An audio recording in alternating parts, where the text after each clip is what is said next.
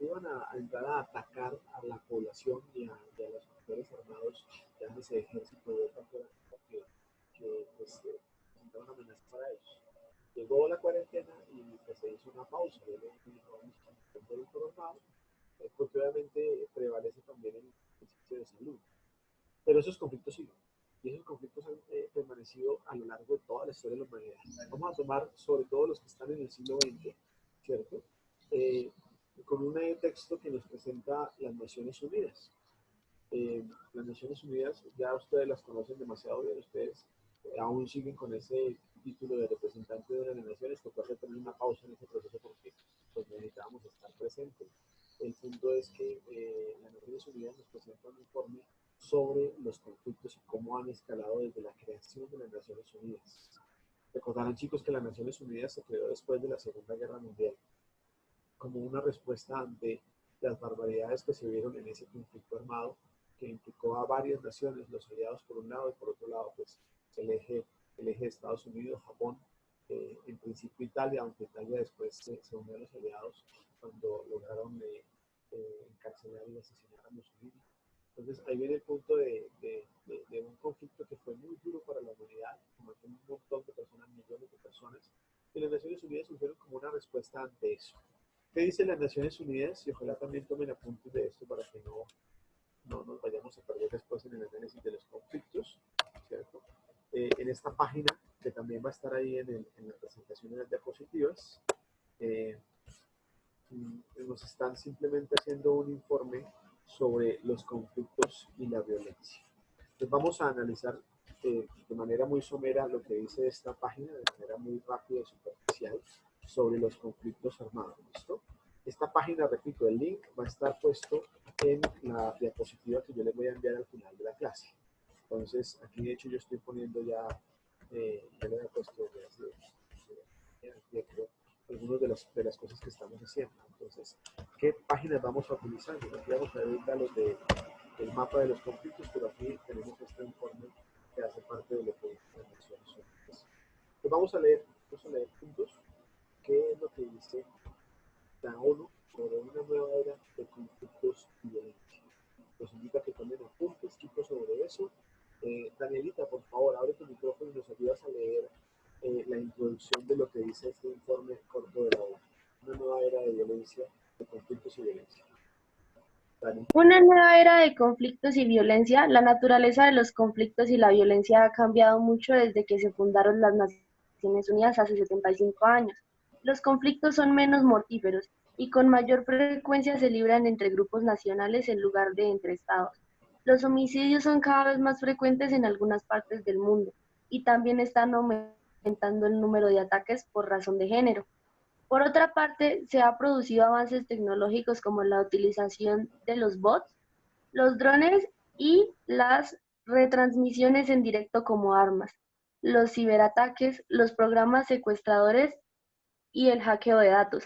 Al mismo tiempo, la cooperación internacional se ve sometida a presión y esto merma el potencial mundial de prevención y solución de los conflictos y la violencia en todas sus formas. Gracias, Danielita. Entonces, ya el conflicto que analizábamos de pronto acá en Colombia de la guerra de los 1000 días es muy distinto al conflicto que se vive actualmente. ¿Por qué? Porque han cambiado los actores, porque han cambiado las técnicas y las herramientas que tristemente se utilizan para esos conflictos, ¿no? Ustedes recordarán, y así le parezca a uno fascinante muchas veces el mundo de las armas, porque las armas en sí no son malas, lo malo es el uso que les demos a las armas, ¿no? Hoy en día existen muchos tipos de armas que, de hecho muchos han especulado con este virus, el COVID-19, era un arma biológica. Bueno, eso ha cambiado y la ONU está diciendo, mire, ya no hay tantas violencias de un país entre otro, es decir, guerras, enfrentamientos entre países en este momento no son tan frecuentes. Hay amenazas de guerras que es diferente. Recuerden que hace poco nosotros tuvimos una amenaza de guerra con Venezuela. Como digo, hace poco estoy hablando de más o menos unos 3, 4 años. Y de hecho el presidente Maduro mandó todas las tropas a la frontera. Y acá en Colombia dijeron los de Estados Unidos lo vamos a apoyar. Entonces portaaviones y barcos llegaron a las costas hasta donde pueden llegar a Estados Unidos y hubo una amenaza de guerra entre dos naciones que hubiese tenido una consecuencia terrible para la economía y para la estabilidad del país. porque así nosotros no vivamos cerca de la frontera, nos vamos a ver afectados si es una guerra. Pero la ONU está diciendo, eso ya no es tan frecuente. ¿Puede haber? Claro que puede haber, pero el punto es que no están, se da más en las mismas naciones, dentro de las naciones, no como guerras civiles, sino como una manera de escalar esos conflictos, repito, a veces causados por intereses personales de unos pocos. Sigamos leyendo, Natalia Ordush, siguiente párrafo.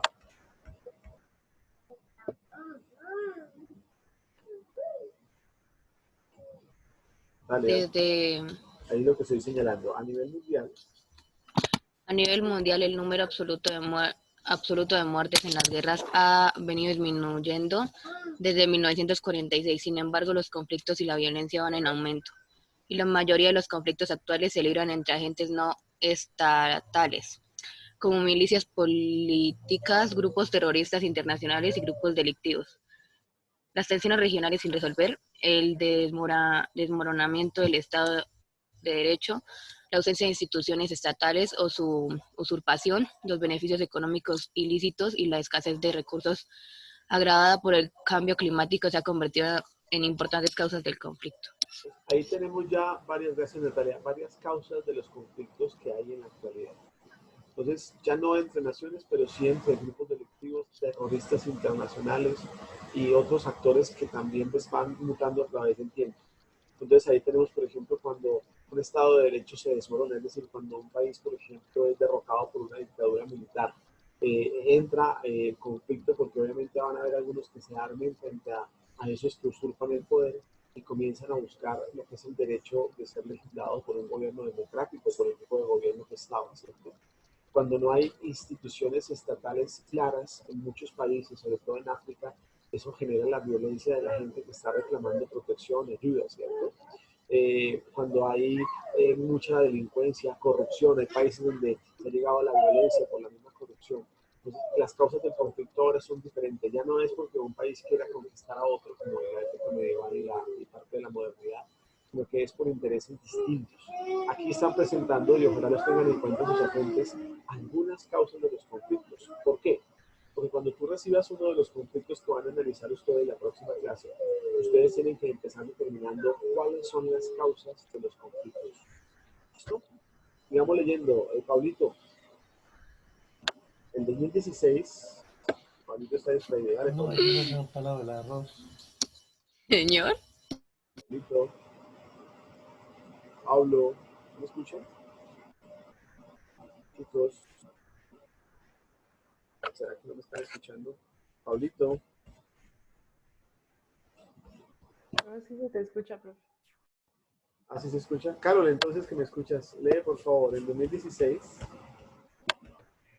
En 2016, la cantidad de países que se vieron afectados por conflictos violentos alcanzó el nivel más alto registrado en casi 30 años. Al mismo tiempo, los conflictos son cada vez más fragmentados. Por ejemplo, el número de grupos armados que participan en la guerra civil siria ha aumentado de solo a 8 a varios miles desde el estallido del conflicto. Además, hoy los conflictos son menos sensibles a las formas tradicionales de resolución, con lo que son más largos y mortíferos. Esto se debe en gran medida a la regionalización de los conflictos que vinculan las cuestiones políticas, socioeconómicas y militares a través de las fronteras, facilitando así que se refuercen mutuamente. La guerra en el Yemen es un doloroso ejemplo de ello. Entonces, ahora los conflictos tienen mucha más incidencia en las consecuencias que tienen para la población civil. Si antes la población podía escaparse a un lugar cuando había dos países enfrentados y pues salvaguardarse, ahora la población está en medio de disputas que ni siquiera entienden muchas veces. En Siria hay una guerra civil de hace varios años donde pues, hay miles de grupos diferentes que están enfrentados entre sí. Pues entrar a analizar eso hay que hacerlo con una lupa cuidadosa porque si no conocemos el conflicto podemos llegar a juzgar de mala manera esa realidad, ¿no? Hoy en día ustedes ven muchas películas, por ejemplo en Netflix salió hace poquito la del narcoviolador, que nos presenta la guerra de Afganistán, de Siria, todo eso, como un sueño idílico del bien contra el mal. Y no, resulta que aquí no es fácil determinar quiénes son los buenos y quiénes son los malos. En las guerras civiles africanas, por ejemplo, hay mucha violencia, hay mucha crueldad, ¿cierto? Torturas, y uno ya no sabe por qué la causa concreta de esto, simplemente son intereses personales de lo que está sucediendo. Pablito, ahora sí me escuchas, Pablo. Abre tu micrófono, Sí, Pablo. señor. Hoy la delincuencia. Hoy la delincuencia causa más muertes que los conflictos armados. En 2017 hubo casi 500.000 de víctimas de homicidio, cifra que supera con creces las 89.000 víctimas causadas por los conflictos armados activos y las 19.000 que murieron en ataques terroristas. Si las tasas de homicidio siguen aumentando al ritmo actual, que es de un 4%, no se alcanzará la meta de 16.1 de los Objetivos de Desarrollo Sostenible, reducir significativamente todas las formas de violencia y las correspondientes tasas de mortalidad para todo el mundo para 2030. Entonces, recuerden que esas metas u objetivos de desarrollo sostenible son planteados por la OCDE, ¿no? Y la OCDE, que es esa organización de cooperación de naciones, está planteando que se reduzca en ese porcentaje que están hablando, 16.1, esas formas de violencia y las tasas de mortalidad.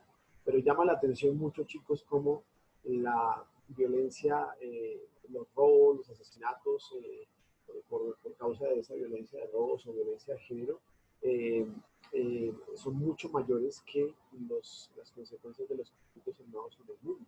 O sea, 500.000 de muertos en el mundo por homicidios o por delincuencia común, por decirlo de alguna manera, frente a menos de 100.000 que es la consecuencia. No quiere decir que no sea grave, claro, si el mundo tuvo que parar por este virus que ha matado miles de personas, no tendría también que parar de alguna manera por la violencia que mata más de 500.000 de personas en el mundo, quiero decirlo. Entonces viene la duda y esa crítica que se ha hecho muy sosegadamente ante la realidad que estamos viviendo. Muchos de los que dicen la cuarentena no es la solución afirman que hay otras causas de muerte mucho mayores como el hambre, por ejemplo, en el mundo, que también debería tener una solución radical, como poder encerrar a las personas para que no se contagien, ¿cierto? Entonces la OCDE, que es la Organización para la Cooperación y el Desarrollo Económico, es un organismo de cooperación mundial que tiene 37 estados. Colombia hace parte de la OCDE, no como participante, sino como un país en vía de desarrollo. Entonces, se ha planteado que ese sea un porcentaje mínimo, pero pues no se ha hecho una solución viable para los conflictos que son de delincuencia que hay en un país. Si se dan cuenta, en la gente se le paga mucha atención muchas veces a las guerras que hay, a los conflictos armados. Sigamos leyendo, entonces pidámosle el favor esta vez a David Steven. El crimen organizado y la violencia. El crimen organizado y la violencia de las bandas varían mucho de una región a otra. Los países del continente americano registran las más altas tasas de homicidio por un amplio margen, una tasa del 37% del total mundial, en una región en la que habita solo el 13% de la población mundial. La inestabilidad política genera delincuencia organizada, lo que se manifiesta, entre otras cosas, en ataques contra policías, mujeres, periodistas y migrantes. Al mismo tiempo, la violencia política ya no afecta solo a los estados de ingresos bajos. En los últimos 15 años, más de la mitad de la población mundial ha vivido directamente situaciones de violencia política significativa o ha estado muy cerca de ellos. Muy bien, muchas gracias. Y ahí viene otra reflexión que es sobre las mujeres. Vamos a poner una mujer que nos lea este párrafo. Sarita, abre el micrófono acá. ¿Me lees cuál es el caso de mujeres y niñas? En el caso de las mujeres y las niñas, el hogar sigue siendo el lugar más peligroso. Alrededor del 58% de las mujeres víctimas de homicidio en el 2017 fueron asesinadas por su pareja o por miembros de su familia, lo que supone un aumento respecto al 47% registrado en el 2012. La mayoría de las víctimas de asesinatos son mujeres. Esto es consecuencia de las creencias misóginas, la desigualdad y la dependencia que persisten en todo el mundo, especialmente en los países de bajos ingresos. Saben ustedes lo que es la misoginia, ¿no? La misoginia es el odio naturalizado hacia la mujer. Entonces, es paradójico pensar que tengamos que analizar políticamente muchos conflictos de países y no le prestemos atención a esos conflictos que son más presentes, más normalizados, como por ejemplo el asesinato en los hogares a las mujeres. Hoy en día, en esto de la cuarentena, salen noticias muy preocupantes sobre cómo aumentó el índice de violencia doméstica en los hogares, porque al estar encerrada una mujer, una niña con su agresor, pues es más difícil escapar o defenderse. Y eso es preocupante. O sea, si un 58% en el 2019 de las mujeres asesinadas fueron asesinadas en su propio hogar, ¿qué política de Estado podemos nosotros llegar a proponer o analizar que realmente responda a esta situación? ¿Será que la causa de esto, de esos conflictos, no es una situación arraigada de machismo, de pronto de misoginia? Porque no solamente la misoginia se da del hombre hacia la mujer, sino también de la mujer hacia sí misma, hacia las mujeres. Entonces tengan en cuenta que estamos analizando causas de conflictos. Nicolás Figueredo, hablemos ahora del terrorismo. ¿Qué dice la ONU sobre esto? Si bien el terrorismo sigue siendo un problema generalizado, sus efectos han ido disminuyendo en los últimos años. A nivel mundial, en 2018, el número de muertes atribuidas al terrorismo disminuyó por tercer año consecutivo, a menos de 19.000. Los atentados han pasado a ser menos ideales a medida que los gobiernos intensifican sus esfuerzos por luchar contra el terrorismo, mejorar la coordinación regional e internacional y crear programas para prevenir y combatir el extremismo violento. En 2017, una quinta parte de los atentados terroristas resultaron fallidos en comparación con poco más del 12% en 2014. Gracias, Nicolás. No, gracias, Nicolás. Recuerda que en el 2001, el 11 de septiembre, hubo una gran presencia y el mundo comenzó a decir, oiga, hay un terrorismo muy fuerte que tenemos que atacar. Y eso ha bajado muchísimo gracias a las políticas que tomaron, a las represiones que hubo, a crear en Cuba una cárcel solamente para terroristas de esa época, ¿cierto? De todo lo que fue los, ¿cómo se llamaban? Osama Bin Laden, todos sus grupos, ¿cierto? Entonces, eso bajó muchísimo. Pero la cuestión es que, repito, es otro tipo de conflicto al que de pronto le han prestado mucha atención frente a otros conflictos que también causan muchas muertes, como esos que hablamos de la delincuencia común o del feminicidio, que son también preocupantes. Leamos tres párrafos más y pasamos a analizar el mapa de conflictos. ¿Listo? ¿Les parece? Valeria Sea. Entonces, le damos el siguiente párrafo. Los conflictos siguen siendo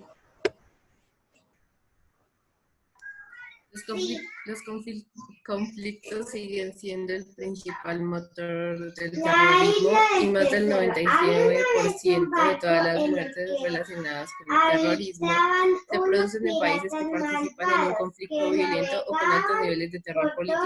La mayoría de los atentados mortales tienen lugar en Oriente Medio, África del Norte y África subsahariana, en particular Afganistán, el Irán, Nigeria, Somalia y Siria son los países con las cifras más altas. Valeria, muy bien. Entonces tenemos allí también cómo los conflictos patrocinan el terrorismo y el terrorismo es una consecuencia violenta de esa mala distribución de los conflictos. Acá tenemos el último párrafo que vamos a leer de este informe para hacernos una idea de lo que estamos viendo. César Lizarazo, léenos ese párrafo. En países con altos niveles de desarrollo económico, citar.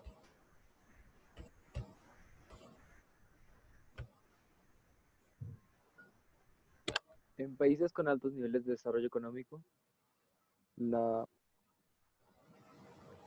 enajenación social, la falta de oportunidades económicas y participación del Estado en un conflicto externo son los principales impulsores de la actividad terrorista. En Europa Occidental, las muertes relacionadas con el terrorismo han disminuido drásticamente en los últimos años, pero el número de incidentes ha aumentado. En los últimos 2 decenios se ha producido un aumento considerable del número de atentados llevados a cabo por perpetradores de extrema derecha, nacionalistas, blancos o antimusulmanes, tanto en Europa Occidental como en América del Norte. El número de incidentes de ambas regiones aumentó 3 veces en 2002, a 59 en 2017. Y en los medios sociales desempeñaron un papel crucial en la difusión de discursos xenófobos y la incitación a la violencia. Un término para recordar, gracias César, la xenofobia que es el odio naturalizado hacia los extranjeros o hacia un grupo determinado de extranjeros, ¿no? Y también para que tengan en cuenta esas palabras en su glosario, enajenación, que es enajenarse. Enajenarse es transferir un bien que es mío a otra persona. Entonces yo quiero enajenar ese bien que es mi casa, por ejemplo, persona estoy dependiendo, o sea, estoy cediéndola, ¿cierto? La enajenación social también es salida de sí, de ese estado de tranquilidad para poder comenzar a decir esto me preocupa, me asombra, me da miedo, debemos preocuparnos de eso. Entonces, desde esa perspectiva, chicos, definiendo esas palabras, ya tenemos claro cuáles son las causas de los conflictos en el mundo. Según la ONU, estamos viendo una variación de los conflictos y ahora vamos a pasar a analizar juntos el mapa de conflictos en el mundo. ¿Por qué? Porque de este mapa, que yo estoy compartiendo en este momento, es donde se va a sacar los temas que ustedes van a recibir la próxima clase para comenzar a construir ese wiki en conjunto. Entonces, supongamos que yo a un grupo de 3 estudiantes le entregue el primer conflicto que ocurre aquí en América Latina. Entonces, a ver si podemos subir esto un poquito más. Ahí está. Entonces, vemos el conflicto de Colombia. Este enlace está en la presentación que yo les voy a compartir, el nuevo enlace de esta presentación. Acá es este enlace que está acá, pues, si quieren buscarlo, listo. Entonces, este enlace, recuerden que en el Moodle aparece, a ver si lo logran ver, un enlace de esta plataforma de Genial que vimos hace 15 días. Es este enlace, ¿cierto? Pero yo voy a cambiar ese enlace porque le he aumentado diapositivas y voy a compartir ese nuevo enlace, ¿cierto? Esas nuevas diapositivas para que las vean. En las últimas diapositivas está este que estamos viendo que se llama el mapa de los conflictos bajo el título Conflictos en el Mundo, ¿listo? Entonces, ahí en este mapa de los conflictos, por ejemplo, si entramos aquí en Colombia, aparece una descripción del conflicto en Colombia.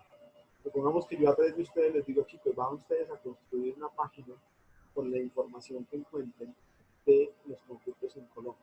No se afanen que en el Moodle está toda la explicación para que ustedes suban la información. Eso es sencillo, yo les voy a explicar con calma en 8 días cómo se hace la subida de información.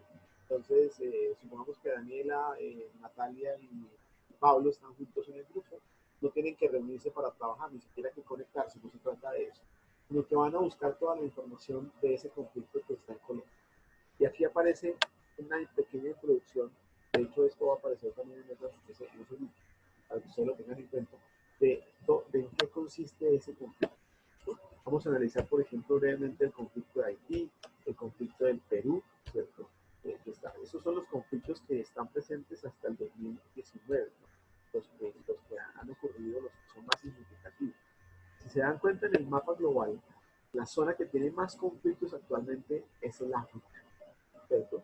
Y acá tienen una llamita, los que son de pronto violentos, ¿cierto? O una calavera con las líneas cruzadas porque son mortales, o estos que requieren un análisis y una importancia radical con el signo de admiración, ¿cierto? Países como España no presentan un conflicto actualmente, o Reino Unido, o Noruega. Estamos parados en el mapa del mundo para hacernos una idea de qué es lo que está sucediendo. Australia, si se dan cuenta, no presenta un conflicto significativo de violencia radical. Estamos hablando de grandes conflictos que pueden ser analizados a través de la historia.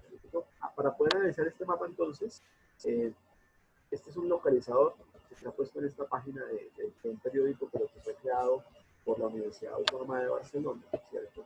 Y donde llama la atención, dice acá que el continente americano está prácticamente libre de guerras. Pero entonces tenemos varios conflictos que tenemos que analizar. Y ustedes dirán que esto es muy relativo, porque por ejemplo en Colombia solo se presenta un conflicto acá, pero ya la clase pasada vimos que hay más o menos 5 conflictos presentes. ¿Listo? Comencemos entonces. Vamos a comenzar aquí en orden del continente americano por Haití. Entonces, ¿quién quiere leernos? Pidámosle el favor a Julián. Julián, abre tu micrófono. Tienes la cámara activa, es importante. Abre tu micrófono y nos lees qué es eso del conflicto de Haití, Julián. Eso, muy bien.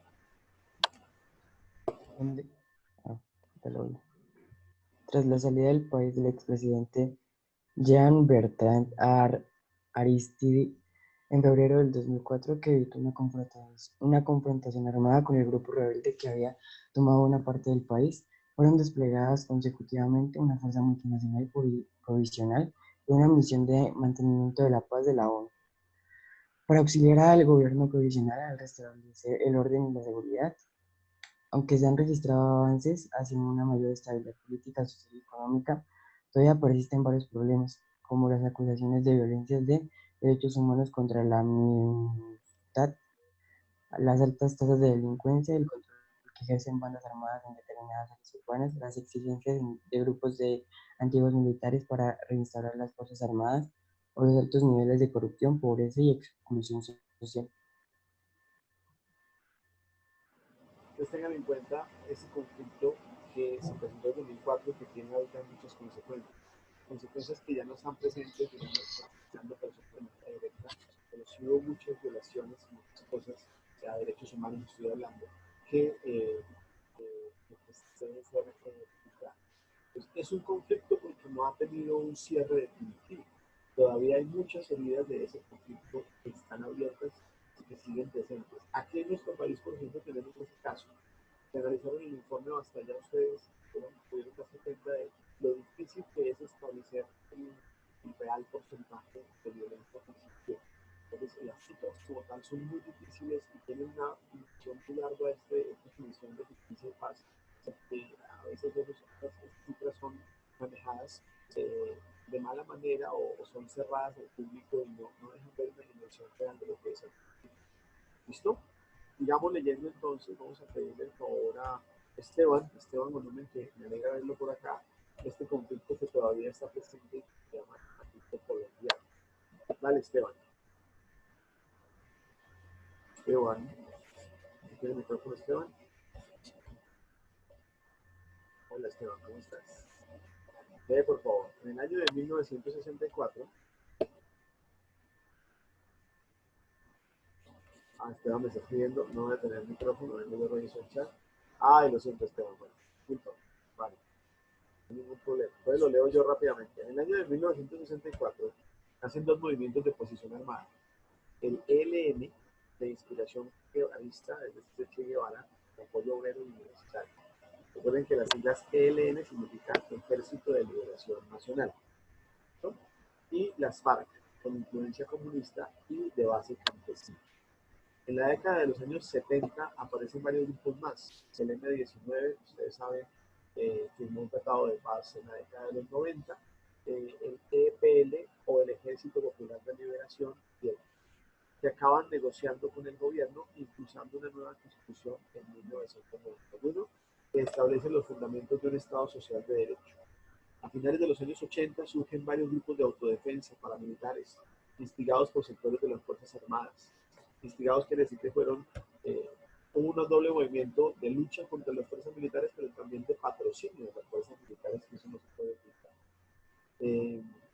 De empresarios y políticos tradicionales. El informe de 2013 sobre la memoria histórica señaló que entre 1958 y 2012 murieron 40.787 combatientes y 177.307 civiles. Las FARC y el gobierno del presidente Santos negocian un acuerdo de paz. Pues aquí estamos hablando de ya se firmó el acuerdo, pero hay unas cifras de conflicto que tenemos que analizar. ¿Listo? Siguiente conflicto, ojalá estén tomando notas de estos conflictos. Tenemos el conflicto de Haití, el conflicto de Colombia, ahora vamos para Perú. Y allá había un grupo guerrillero que se llamaba Sendero Luminoso. Vamos entonces a escuchar por aquí a ver quién más está conectado. Lea, Natalia Orduz, lee por favor el conflicto de Perú, ¿en qué consistía? Facciones remanentes de Sendero Luminoso, guerrilla que operó entre 1980 y 2000, supuestamente vinculadas al narcotráfico y a las demandas de varias regiones y colectivos mineros o campesinos productores de hoja de coca que exigen mayor atención por parte del Estado. Sí. Hay una cosa preocupante, chicos, y leyendo esto del Perú. Perú es un gran productor de la materia prima para hacer estupefacientes o sustancias psicoactivas. Hoy en día, con esto de la cuarentena, la hoja de coca y todo el material marihuana ha bajado mucho de precio. Y eso, aunque ustedes no lo crean, no por las consecuencias que tiene en el tráfico, sino puede causar algo a futuro, y es una alta demanda, como se habla ahora se vuelva todo esto a la normalidad de Europa. Es decir, estamos como en un stand-by y preocupa mucho porque también eso va a generar más violencia. Es decir, si la gente que produce la hoja de coca no obtiene dinero, no obtiene recursos, pues puede llegar a usar la violencia de sobrevivir. Y eso sería muy preocupante en este tipo de contexto. Y finalmente acá en América, para hacernos una idea, vamos a pedirle el favor a Juanita, que nos leas este conflicto de Bolivia y en qué consistió.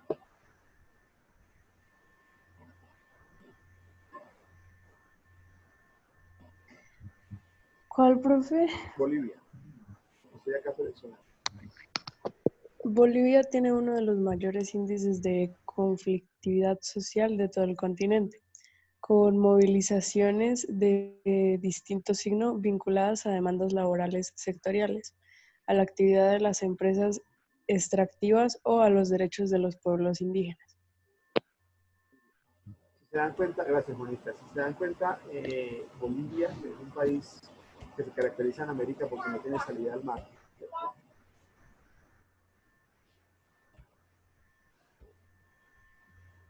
Bolivia se caracteriza por ser un país que no tiene salida al mar y tiene un conflicto no armado, no violento, pero sí un conflicto diplomático con Chile, porque Bolivia está reclamando obviamente que Chile se pueda dar de alguna manera una especie de salida al mar. Ustedes ven el mapa de Bolivia, se dan cuenta acá. Esta franja que yo estoy señalando sería la única forma en la que Bolivia tuviera un tipo de costa que le permitiera salir al mar. Y no lo hace por motivos turísticos, sino porque el acceso al mar, la frontera marítima, le puede permitir a un país exportar productos, ¿cierto? Tener esa dimensión económica que le permite recibir y también sacar productos de una manera mucho más adecuada, no solamente por ahí. Pero el mar también es una salida muy importante. Colombia, por ejemplo, tiene ese privilegio de tener unas costas pacíficas y atlánticas que permiten sacar muchos productos. Uno de los conflictos que hay en América es el conflicto diplomático entre Chile y Bolivia, que no está puesto acá porque no es un conflicto violento, es un conflicto diplomático. Así como Colombia tiene un conflicto radicalizado con Nicaragua, ¿cierto? ¿Por qué? Porque Colombia tiene en esta parte del norte del Atlántico, del Mar Caribe, a las islas de San Andrés, Santa Catalina y Providencia. Y Nicaragua, que está acá, si ustedes se dan cuenta, está reclamando también posesión por la frontera marítima de esas islas. Ese es otro conflicto diplomático. Hace en el gobierno de Juan Manuel Santos se le concedió a Nicaragua una parte de esa frontera marítima y luego de ahí una tensión eh, eh, diplomática muy fuerte. Fuera de ciertos conflictos que podemos, por ejemplo, en Brasil analizar, en Brasil están muchos sectores, también en el Amazonas, miren que Brasil tiene la mayor parte de Brasil, en esta parte norte de Brasil es la Amazonía, y hay mucho narcotráfico y minería ilegal. Y viene el punto de reflexión. Esos conflictos también deben ser analizados de alguna manera, pero nos estamos centrando sobre todo en los conflictos que son más importantes. Los del África no los vamos a leer todos, obviamente, simplemente para que ustedes los entiendan de manera global. La mayoría de conflictos que hay en el África, y lo dice más adelante ahí en la página también, son guerras devastadoras que se pueden considerar guerras civiles. Entonces está la guerra de la República Centroafricana, la guerra de la República Democrática del Congo, de Somalia, Sudán, el sur. En el sur también se ha tomado un poco esa guerra, por ejemplo, la tensión con Burundi. Y esto causa desplazamientos de la población. Por ejemplo, en Mozambique, Nigeria y sus vecinos también afrontan un desafío que se llama el desafío de la yihad. La yihad es un grupo radical musulmán que tiene esa consigna de los que no creen en lo que yo creo son mis enemigos y pues quieren convertirlos a punta de armas, lo cual es bastante peligroso. Y también las tensiones con Libia y con otros países de África que son por causas religiosas, muchas veces o de fronteras o de tipos de gobierno están muy presentes. Esos son los conflictos del África. Algunos de esos conflictos ustedes los van a analizar. ¿Cierto? También tenemos aquí la parte norte, que es toda esta parte de Siria, con las guerras civiles que ya mencionamos de manera clara. Hay una característica. Estados Unidos, según este mapa, por la Universidad de Barcelona, no tiene conflictos internos. Pero Estados Unidos es uno de los actores más importantes en muchos de los conflictos del mundo. Recuerden que nada más antes de la cuarentena había una guerra comercial, que es un conflicto también económico con China, pero Estados Unidos se había unido a países de la OTAN para, por ejemplo, estar haciendo una presión directa sobre Rusia. Rusia, que ustedes ven es el país más grande del mundo, tiene también una cadencia de conflictos internos, pero tiene guerras comerciales bastante fuertes. ¿Listo? Preocupante aquí un poco que entendamos, por ejemplo, estos conflictos que ocurren en esta zona del mundo. Estamos hablando del norte de África, esto es Asia, no todo esto hace parte de Asia, y tenemos que entender algo sobre ellos, porque muchos de ellos son mortales. Por ejemplo, acá el conflicto de Siria, que vamos a pedirle que alguien lo lea para que lo podamos entender brevemente en qué consiste ese conflicto de Siria. Fabián, ¿tienes micrófono, Fabián? ¿Puedes leer? Sí, señor. Dale, Fabián. Controlada por el partido Baath desde 1963, la República de Siria siguió gobernada desde los 70 por dos presidentes, Hafez al-Assad y su hijo Bashar, que asumió el poder en el 2000. Actor clave en Oriente Medio a nivel internacional, el régimen se ha caracterizado por sus políticas hostiles hacia Israel y en pleno interno por su carácter autoritario y su férrea represión a la oposición. La llegada al gobierno de Bashar al-Assad despertó expectativas de cambio tras algunas medidas liberalizadoras. No obstante, el régimen frenó estas iniciativas ante la alarma del establishment integrado por el ejército, el partido Baath y la minoría alauita. En 2011, las revueltas en la región alentaron a la población siria a pedir cambios políticos y económicos. La brutal respuesta del gobierno desencadenó una severa crisis en el país y desembocó en el inicio de un cruento conflicto armado con un alto impacto en la población civil. Entonces tenemos en cuenta el contexto de la guerra civil de Siria, un gobierno que está allí metido en el poder hace años y unos grupos que dicen no más. Ok, chicos, un minuto, vamos a acabar esta sesión y nos vamos a conectar inmediatamente para poder terminar la clase y explicarles en qué consiste eso que ustedes van, bueno, están haciendo sus apuntes y que tenemos pendiente de revisar y analizar juntos, ¿vale? Entonces, un minutico y ya nos volvemos a conectar inmediatamente para